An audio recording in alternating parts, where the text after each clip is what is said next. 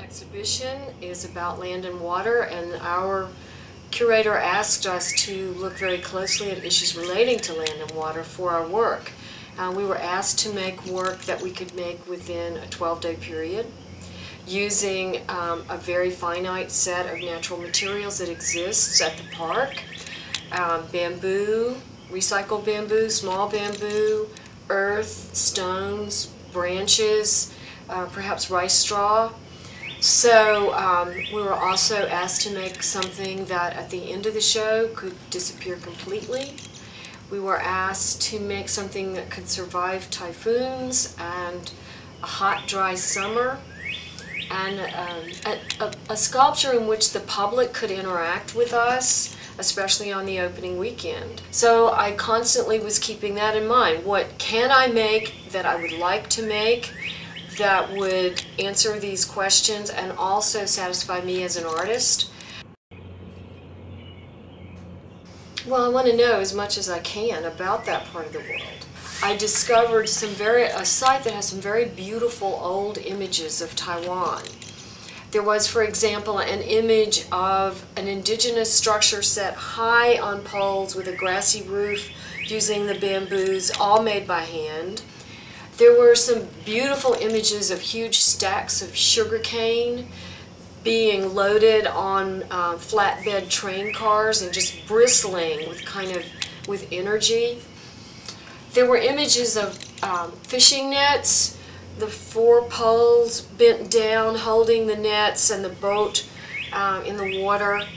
And also one of that structure sprung, so the bamboo poles were out and empty.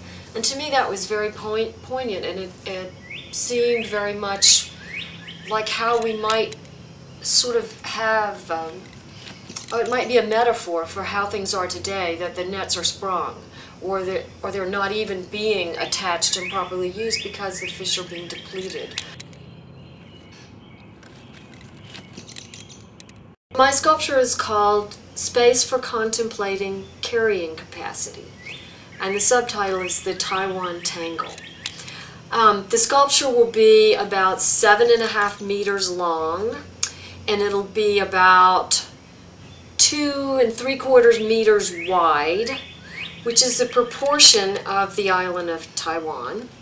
And the inside will be a little over 2 meters high, so plenty of room to walk.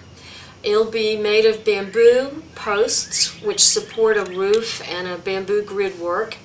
And the roof itself is very important to the sculpture. It's a tangle of vine, bamboo, various things that will grow in Guandu Nature Park that will naturally lend themselves to become this big sort of wild, chaotic tangle. When I make the tangle, when I form it, interweaving it and stretching and pulling it into that grid that's going to be on top of the bamboo posts, my goal is to create the topography of Taiwan. Taiwan has a beautiful long ridge of mountains that go down the eastern side. So when we walk into the sculpture, we are literally underneath the tangle. So the tangle is like a dark cloud hanging over our heads, and it represents the chaos in our thinking. Carrying capacity is a term that environmentalists use to describe how many individuals, humans, plants, animals, can be sustained by a certain area of land, can be fed there, can be able to drink fresh water and fresh air. And of course, the more people or animals that are on that land, the more pressure it puts on the land because we use things up or we degrade it with our wastes. So carrying capacity is a term that's a kind of threshold term.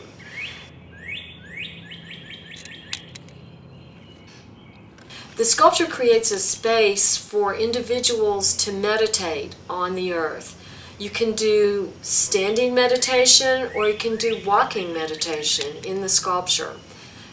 You'll walk up under the sculpture, and when you reach the water, you might pause for a moment and contemplate water. You'll see the reflection of the structure, you'll see your own reflection, and then you might walk again back and forth. So it's really a space for an individual to contemplate